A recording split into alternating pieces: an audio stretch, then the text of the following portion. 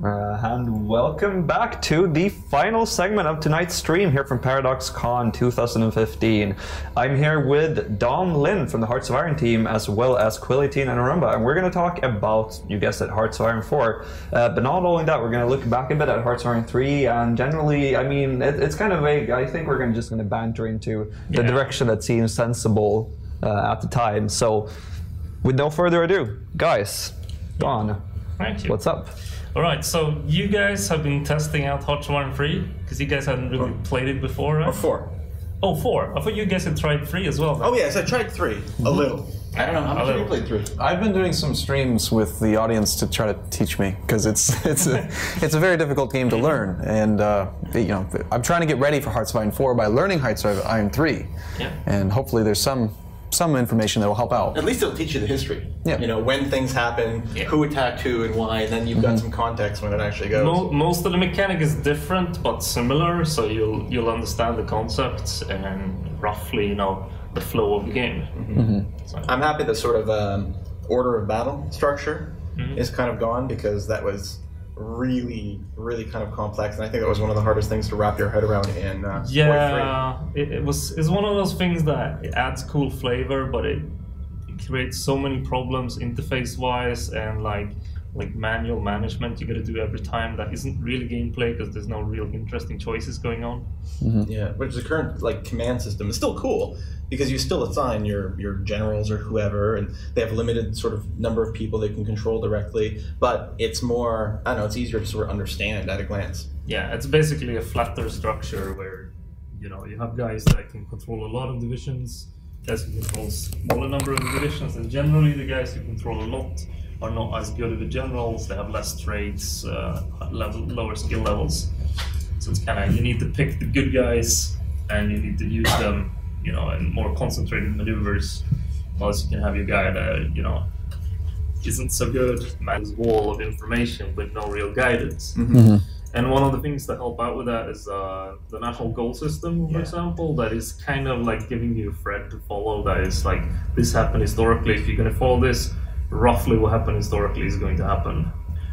At least weighted towards that. Yeah, that was one of the comments I had when I first played EU4 before it was released, was the mission system. Even if you didn't really know what to do, you sort of pick one of these missions, you're like, I guess I'll do this thing. And so now with the national goals in Hoi 4, it's the same sort of thing. It's like, oh, something about moving some troops near Austria and then bullying them. All right, that sounds good, I can do that. Yeah, exactly. So the idea is like to create an easy entrance. But it also drives some of the government. You need to prove yourself by doing the goals, unlocking enough political capital really to kind of throw your weight around, change laws and stuff like that. Yeah, I liked how you, and hopefully this information is not embargoed, but like how you can spend political. I don't think we're embargoed during the stream. Good, good.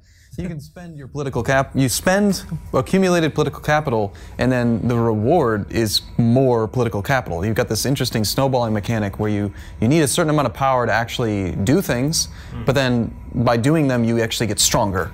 Yeah, and you can continue to. You don't need the power to take a goal though, which was kind of interesting. Yeah, you can. That's actually one thing we might end up changing, because a lot of people get stuck on it. But the idea is that you can pick a goal, even if it puts you into negative power. But while you're in negative power, you basically cannot really touch your cabinet. You can't change ministers, you can't change laws, you won't be able to fire anyone that offends you or anything like that. And so it's definitely something that you will probably want to avoid. Because you're making some sort of ridiculous over-the-top promise, like, I'm going to annex this other country, and everyone's like, well, this guy's a little crazy. And then if you do it, then you get tons of political power back, and then you can basically get away with anything. A lot of the mechanic is basically built around what Hitler did, which is make crazy claims and then actually pull them off, because nobody really felt like going to war again until, you know, they overstepped their boundaries a bit. Quite a bit. Quite a bit, yes. Well, for me, getting into the game was much different in Hearts of Iron 4 versus Hearts of Iron 3. Like you said, you just basically you take a mission, and I don't even really remember in Hearts of Iron 3 if it had all of the pop-ups, the major alert system that's like, you know, you have unused factory points. In Hearts of Iron 3, it was just 3 numbers, and you have wasted IC, and you're like, okay, Yeah, cool. So we're trying to work a lot with that. Yes. Yeah, like it seems like you've taken a lot of the things that were really good about the Crusader Kings 2 interface and a lot of the things that were really great about the EU4 interface and incorporated them into Hearts of Iron 4, which is pretty much exactly what I wanted. So I'm pretty happy. Yeah, I mean the idea is to not make a simpler game, but to make a good interface for a complicated game. I don't think anyone's going to suggest that this is simpler than EU4 or even CK2. It's not. definitely a level above. Yeah. But easier to understand than 3, I think. I don't think it's simplified or dumbed down or has less options at a glance so far. You know, obviously I've only spent about an hour with it. The main shift is away from micromanagement and more high-level decisions.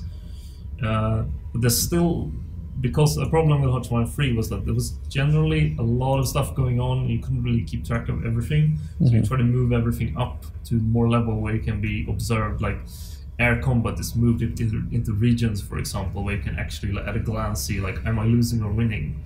You don't have to like look at each individual air wing and try and compare them and stuff like that. Yeah, I noticed you have your you have like the 3 strategic map modes for sort of the ground strategy mode, the air strategy mode, and the naval one. Yeah. If I remember right. Yeah, and then there's a bunch of minor map modes as well. Right. And some context ones, like when you open the political view, you can see any goals related to the map highlighting and stuff like that.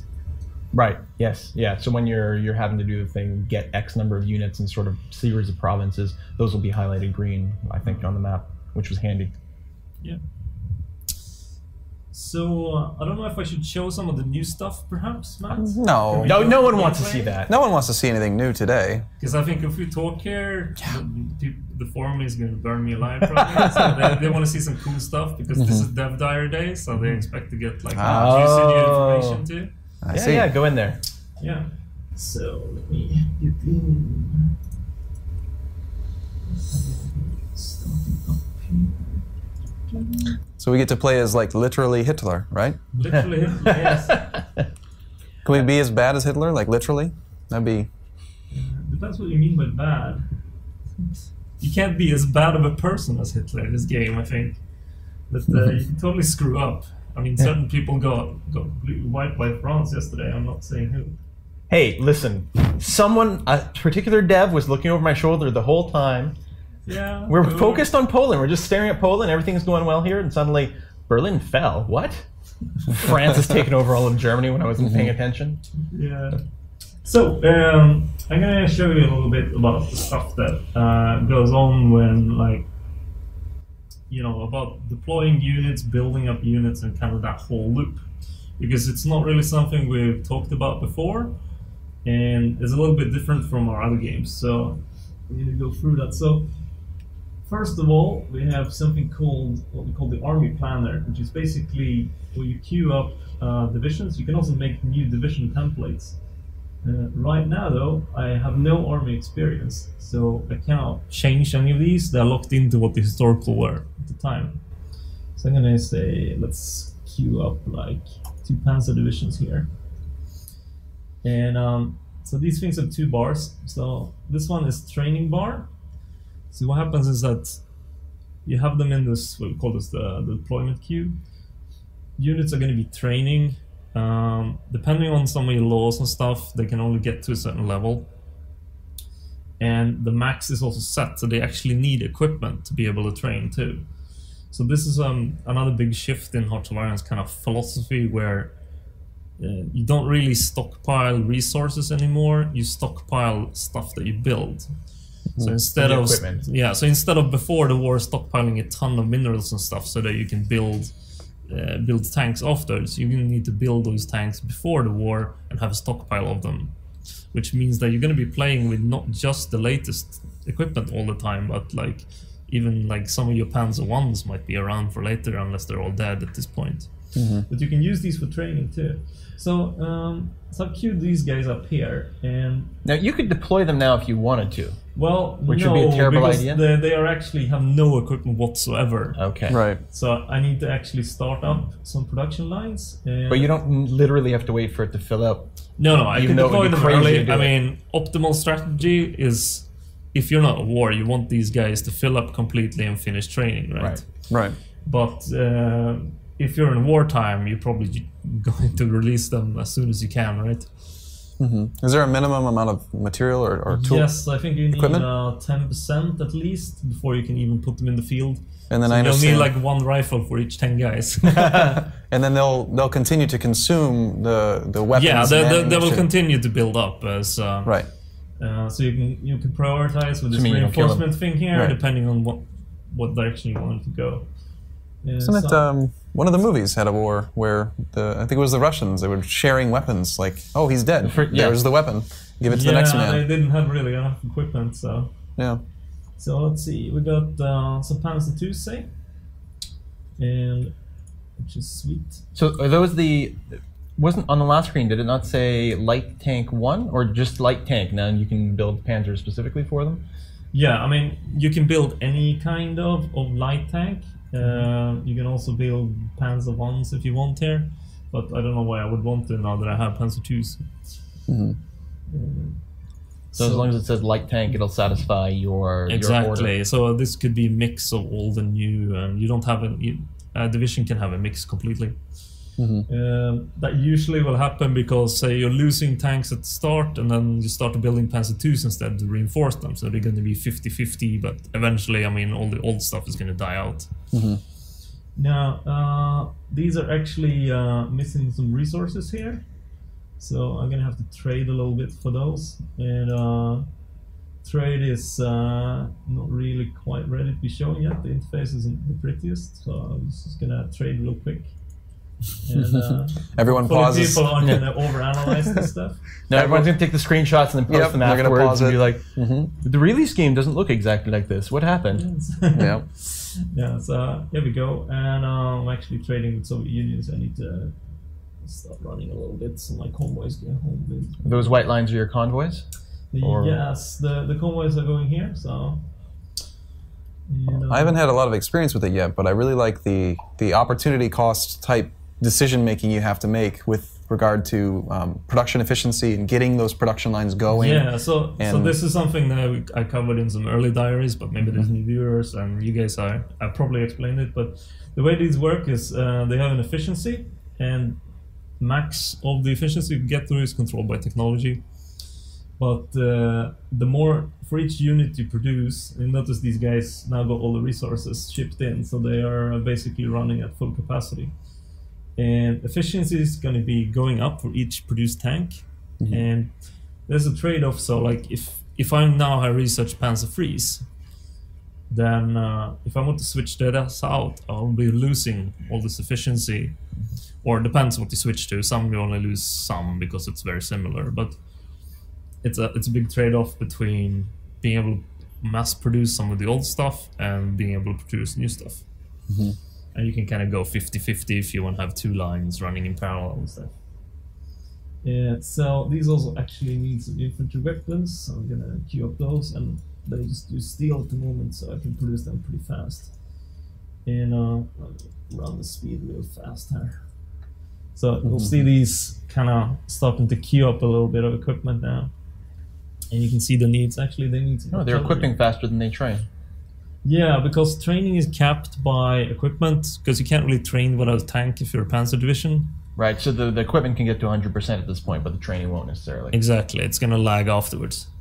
Because you can instantly fill this equipment if I had a stockpile set up already. Right. But the men need time. But the men need time to actually train it. We can train on map as well, which I'm going to show in a little bit. I'm going to just queue up some artillery as well here. Is the training from the map also affected by the same cap as training in this screen? No, it's not, because it's different. It's affected by speed and stuff, but it's not affected by the cap. It does have a different cap, so there's different experience caps. So you can get to a certain level in the deployment queue, but on the map you can actually gain a higher level, but it also caps out. And the higher levels of experience above that you can only reach through actual combat. So you can't become a veteran soldier division if you don't have seen real combat. So let's see where we are. And how does the effective experience affect combat? Experience is basically a flat combat bonus. And so I think 100% experience unit will give you 100% combat bonus, which is quite a lot. Wow, yeah. So there's a big difference between veterans and rookies. And also when you take casualties, the rookies are going to be the ones dying first generally, so that retaining experience is a little bit easier. But if your squad's wiped, then you're going to lose all that experience. So you have to be really careful with your good divisions and only use them where you don't risk losing them. And well, we can do this. I can train some of these units on the map. So to train some of these guys, I'll need to assign them to a leader, and you can actually see their experience level here. So their experience level green, which is basically they don't know anything, which might not be completely historical for Germany in 36, but let's assign them to groups. So I'm gonna give these guys to commander. So there's only 5 of them, so I can take like this guy, perhaps Hauser, and so I have some plan tools here to control battle plans and stuff, but I also have this train button here. And if I'm going to put these guys on training, what happens is you can train up to seasoned troops. Actually, you're probably going to lower that a level. And while you're doing that, you're basically taking attrition. So you're practicing tanks and rifles and stuff, and these are like breaking down. And so basically it's a trade-off, like, do you want to train up your men, or do you want to try and build up a really big stockpile of stuff before the war happens? Because training is going to burn up your stockpile as well, of course. Right. So it's all about trade-offs there. Marco Polo incident. I bet it wasn't staged. And so if I start that, the guys are gonna start doing, army things, like doing push-ups. Push-ups makes you a better soldier. Definitely. Jumping jacks. Absolutely. So these guys are basically, see a little skull here, so means they're in risk of taking attrition now. So this stuff's gonna be randomly breaking a little bit, but it's okay though, because I'm producing tanks enough now, so I should be able to reinforce them. That brings up a question for me. Like it said on the tooltip, 1% attrition. Is it not similar to like EU4, where you're losing a certain percentage of your troops each month? No, attrition percentage is a multiplier to the chance of stuff breaking down. So it's a little bit more vague, but it's also a little bit more realistic. Is it the attrition? Is it a manpower drain, or is it literally just a piece of equipment now has to be It's a piece of built and equipment. resupplied? So each equipment that you build has a reliability value, which is how likely it is to break. Generally, if you're going to be rushing equipment out without spending experience points on improving reliability, it might end up having a quite high chance of breaking down. Can it break even when you're just standing around? Or is it it's only during movement and training. So if you're just standing around, it's not breaking down. Unless you are in extreme cold or extreme hot conditions, then stuff can break down as well. Or I think sandstorms. So these guys are training. You'll see like the little bar going up. So the idea is to kind of give you lots more interesting choices what to do with your army during peacetime, and training is definitely one. And I felt like this kind of, rather than just putting stuff in a queue and waiting until it's done, it feels like you're more nurturing your army, which is a feeling I really wanted to have. You're not going to spend a lot of time at peace, though, right? Well, depends. No. I mean, if you don't spend enough of it, you're not going to be strong enough when France comes knocking. For Berlin, yeah. And the training is probably even more relevant to some of the other countries that didn't necessarily jump into the war quite as quickly. Yeah. Right. I completely missed out on the whole training mechanic last time. I just attacked them. We learned through combat. Yeah. It worked out okay. Yeah, but, I mean, that works. Go kill those guys over there. You will be taking more casualties, and it's not as optimal. And when you're trying to do like, just beating Poland is not as big of a thing. But if you're gonna trying to beat the whole world, that's you need to think more long term and improving your efficiency. I think I was going to clarify some stuff, because this came up because we changed the battle plan system a couple of times. I don't know if you guys haven't tried Hearts of Iron 4 before, but we did show some streams in Gamescom and stuff. And also there were some screenshots and stuff in Miami. So the battle plan system is a system we've been iterating on quite a lot, actually, because it's completely new mechanic, And I think it's really cool, and it's like the feeling we want of you playing the game, that you are like the top commander handing down orders and you're watching you guys do it. We do allow you like manual control to override and stuff, but like the meat and potatoes, you kind of want your generals to do that. So we changed the system a couple of times to kind of find the right mix of control. So in the first system we had something called phases, where you like made a big plan and you can control like individual phases of it, but that turned out to be way too kind of front-loaded in planning, so you ended up doing a big plan, and then when stuff went wrong, you couldn't really change the plan very well, and you had to like start from scratch, so it became like a lot of effort.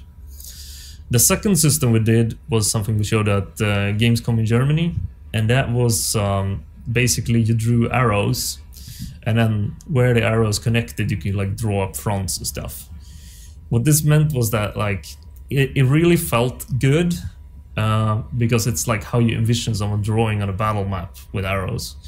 The problem was that it was like a couple of extra clicks for what you wanted to do every single time, and generally what you wanted to do was always control the width of the group. How concentrated should these divisions be doing something?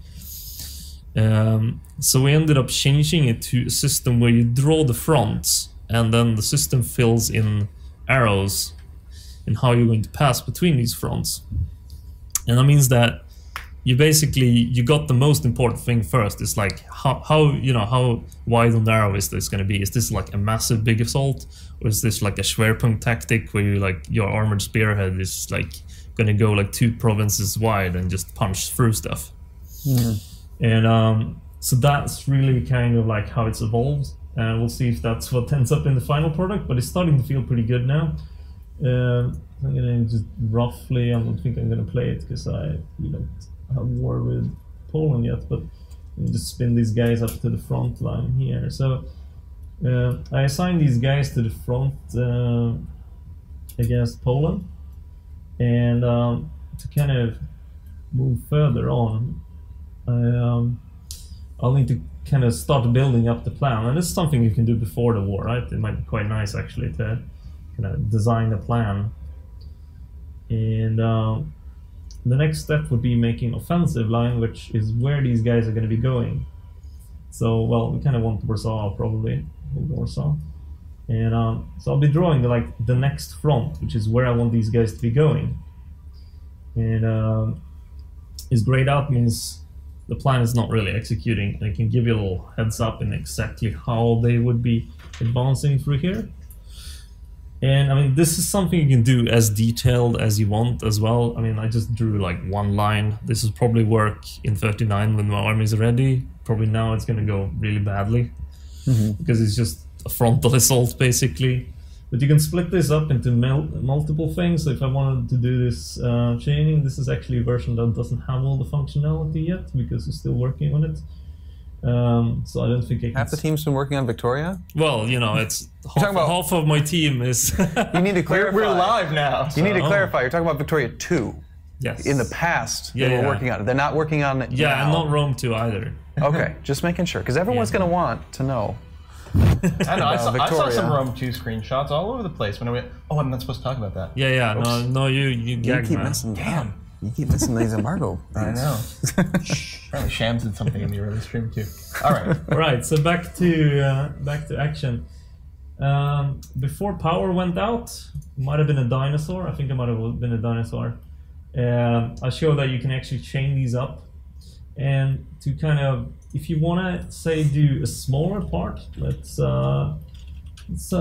create these groups. So let's pretend these guys are going to be doing like that they were hardcore panzer divisions and not this horse guy. I'm going to assign them to a small part of the front only, like this, say. And I can actually, that means I can kind of do more like an armored spearhead. So in the old system, we just draw an arrow. I can kind of replicate that by just doing this, right? So this is a super thin front. They just going straight in. I could chain this up with like, say, going here as well. And So basically, it's like it's less clicks, and you have more control over the width, and that's what we're iterating on now. I mean, there's still more stuff to be done with the system, but it's starting to feel pretty good now. One thing that came up that I really enjoyed about this compared to the other Paradox titles I spent a lot of time with, like Crusader Kings 2 and EU4, the whole occupation system, or lack thereof, is pretty cool. Yeah. You just roll through the country. Well, it makes sense. There's no castles to siege, so you just kind of, this is mine now. Yeah. You now belong to Germany. Yes, you can build the factories, but there's still, I mean, there's still going to be a resistance movement that's going to be trying to sabotage your factories and stuff. Should probably not say too much about that before I can make a proper diary on it there. Yeah, currently they sabotage a little bit too hard. It's great though when France comes in and sabotage the factories before the French get them. That sounds useful. Yeah. Yes. That sort of thing were to happen. It happened in your game. Hypothetically. Hypothetically, yes. Yeah. Yeah. So yeah, that was some of the stuff I wanted to show a little bit about, like the division. I guess I didn't show deployment. Well, so these guys are halfway now. So if I deploy them, they would be like halfway trained, and I can finish training them on the map. You can queue up a ton of stuff in this one. So like if you plan like, oh, well, at the end of the game, I'm going to have X divisions. You can all queue them up at the start, set priorities, and then get planning on making like the ultimate production setup for that. Yeah, so I guess I need some tungsten here, but they don't need that much artillery, so it should be okay. I found it interesting how, depending on the production line you're doing, and the number of factories that you have dedicated to that task, there is wastage on certain materials. Yes, which is another thing where you ideally want to have a certain number of factories committed to a task, but maybe in this case you need to spend fewer because you have to build other things. Yeah, so a lot of this is like about multiples of resources. Some of this might change because it's a little fiddly mechanic, but the idea is, yeah, you need a certain number of factories to use the whole resource. Because it gets allocated to the area.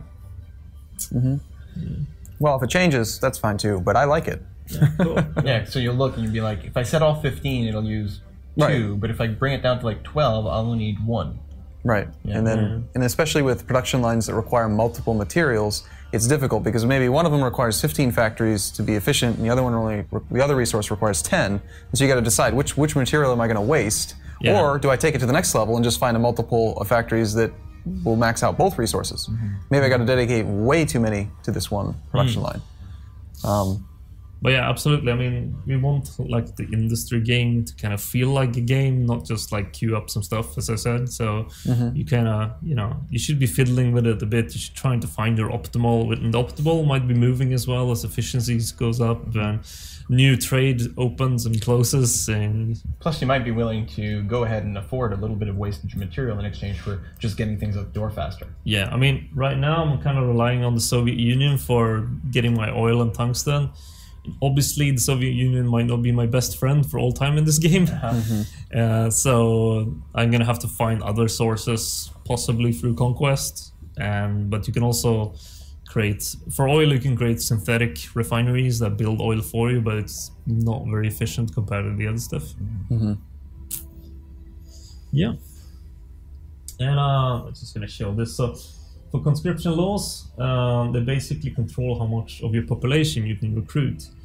But there's also things, these affect your training levels. So for example, scraping the barrel, which is kind of an emergency thing where you're just going to be hiring any crazy person that wants to be in the army. And a lot of people that probably don't want to be in the army. That kind of caps your maximum training level you can reach because there's so many quote unquote unmotivated people, kind of Gomer piling it.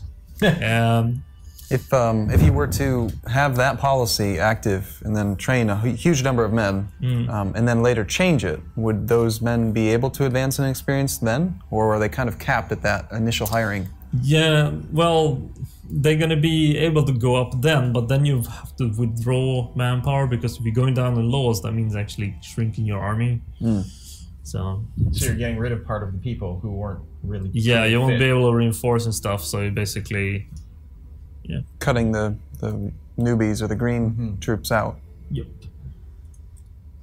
Yeah, I think people have gotten a lot of new stuff in this in this video. And then it's like 4 features, I think. You know, there's the impossible question that we could ask that might not be fair. Do you know when the game's going to be done? Not quite. Sometime in this year, right? So what we communicated out now is that we pushed the game back to Q2 because we need more time to work on a bunch of stuff in it. And it's also like one of our more important franchises. And like, you know, one we don't want to release it half done or, you know, not where we want it to be. It's got to be right. Yeah, so it's, you know, when it's ready. We're aiming for Q2, but it's like Q2, but it's got to be good too. So if we need to delay, we will delay until it's good, basically. That's good. So that's the idea. Because what I'm noticing when people play is that, you know, once they get into it, they have a really good time, but there's still a lot of like interface clunkiness and stuff going on that we really need to start iterating more onto. No, we were talking about breaking into the office so we could play some more. Yeah, we had plans. Yes, I've had some guys in the break coming back to play again. The plot power wasn't sufficient. Plot power is getting to be over 9,000, so it's going to be pretty soon that you'll have to let us in. Yeah, cool. One thing I didn't really spend much time with, and I don't know if you're able to show it at this point, is more information about like the navies and the airplanes. Because we mostly spent time, when I was playing at least, dealing with industry and production and training up the troops and everything. But the boats weren't necessary because we were mostly at peace. Yeah, and also you were going for Poland, and it's like building ships cost you oil and resources you might want to use for the Poland invasion. So the demo we've been doing here is basically a 1-hour playthrough, so you don't really have time to do that much unless you're really focusing on, let's say, Poland. I think that says a lot about the game too, that it's like 1 hour you hardly have time to do anything in a Paradox game. Yeah, no, it's true. Well, first we have to build up all our factories, which is always fun. It's like, I think it's fun. Infrastructure is awesome.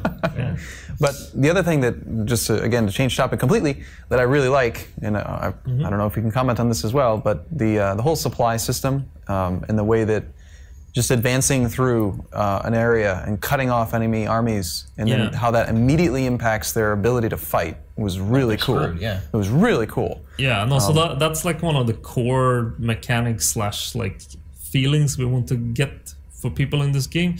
Hearts of Iron 3 had it, Hearts of Iron 2 had it as well, but is that the easiest way to beat an army is not necessarily to just smash their faces in, but, you know, cut off their supply lines and then smash their faces in, and where they'll be weakened, you know? And so yeah, that's definitely a mechanic. We've got a really cool thing happening in the playthrough this morning. Oh, it was yesterday. And where the Low Countries had actually joined the Axis, right? And them together with Germany was fighting France.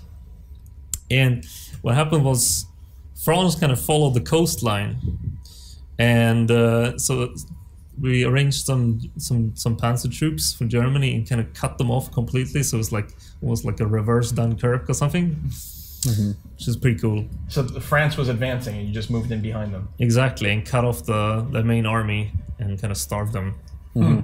And me being the number file type person that I am, I immediately started like looking at, oh, this province has this supply and this is how it's calculated, and oh, there's like this adjacency system where like having provinces adjacent gives additional supply, and you can just sort of see how as the front advanced and the adjacencies went away, supply went down. Yeah, because even if it's not cut off completely, I saw like a thing that's bottleneck or something. Yeah, a bottleneck of supply. Yeah, it calculates bottlenecks in different ways. So the idea with the system is to kind of, you work with areas so that you can kind of see, like in this area I can sustain this many troops for, you know, you can go over of course, but then it's going to start hurting.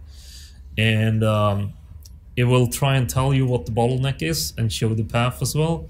So for example, if you're fighting Ethiopia, you're going to be, if you just check your bottleneck, it's going to be the port transporting stuff to you, basically. And later as you push in, it's probably going to be the shitty infrastructure in the mountains. Right. So the idea is to kind of try and convey this information in a clear way, whereas compared to Hearts of Iron 3's supply system, there was this kind of big flowing system with supply in it. It was really, really hard to just take a snapshot picture and have any idea what was going on. You kind of needed to follow it over time, and it was really complicated to keep everything in your head. Yeah, I mean, when I did my Hearts of Iron 3 playthrough, I left the supply on because I felt it was important, but I had no chance of understanding what was going on. Right. My difficulty with Hearts of Iron 3 was that there's so many different systems in the game that could be automated by the AI that you just let them do it. You just, automate science, automate production, okay, sounds good. I'm just watching now. Yeah, that was one thing I decided before we even started on this, is we're not going to have any automation, because why have a game that plays itself for you, right? So what we still want is kind of like, because you could make plans in Hoi 3, but they were extremely vague. It's like, hey, please take these cities for me. And that doesn't leave a lot of room for creativity in gameplay. So the idea is we keep plans, but the plans are going to follow what you as a player tell them to do. So if you give them a shitty plan, they're going to all die, basically. And Excellent. that is intended. It's like, it's your fault if you screw up. It's not that the AI second guessed what you're trying to do and like refused to attack in some very critical situation or something. Because that was extremely frustrating when that could happen. Right now, in the version that we played, it did feel pretty natural to move the troops around. I mean, you can still select a unit and just tell them to go somewhere. Yeah. But you can do manual overrides even when they're part of a plan as well. Just right click and they will send, depending what the order is, and they will do that order and then go back into the plan when they finished it. So even if you see the AI missing some part and you don't want to rearrange the plan, you just give them a manual order and they will do that and just fall back in line. Yeah, I did that when a pocket got left behind at some point. Yeah. That happened, I think, on mine as well. You just... It's a really good one. Like, if you see that you guys are about to be encircled or something, it's a great way to just really fast, just like charge everybody in this direction, get out of the hole before it closes. Right. Yeah. Good. Let's wrap it up. Right. So, cool. So you guys are looking forward to playing Hearts of Iron some more then? Oh yeah. Well, it's a tough call because there's been so many good games we've looked at over the last few days here at ParadoxCon, but this is probably the title I'm looking forward to the most this year. So, although Wiz with what's Eldorado, what's number 2 then? it's definitely Eldorado, the expansion for Art of War. But then it's hard. There's so many good games. Cities, Pillars. we got Cities. We've got Pillars of Eternity, and then we've got Hollow Point. Like they're all really cool. We'll just play games all day. I'm not gonna have any time when I get home. I just have to keep playing games. Yeah. Cry more about our job. I know. No, it's so sad. It sounds so horrible. Oh, Well, yeah, we gotta play all these games. Yes. It's gonna be tough. Yeah. Cool. So we'll be heading in a couple of minutes to some cool dungeon where we listen to German music and We're in a cool dungeon now. We're in prison right now. That is actually already. a really cool dungeon. The dungeon It of is actually awesome. the prison. So Yeah, it's an old prison. I think it was closed down in 70s or something. It's 130 years old. Yeah. Even the bedrooms are prison cells, which is we got weird. We got prison hats. We got everything. It's pretty cool. Yeah, we just lock the doors so we get bad reviews, leave you here. You do keep locking the doors to the Hearts of Iron 4 room, which was not. Let us in. Let us in. Oh, maybe you can. Oh, I guess there's no more time to play. No, I guess not. We have to go to the party. Yeah. Oh, boo. Well, thank you very There'll be much for showing us the game. Thank you. Thanks.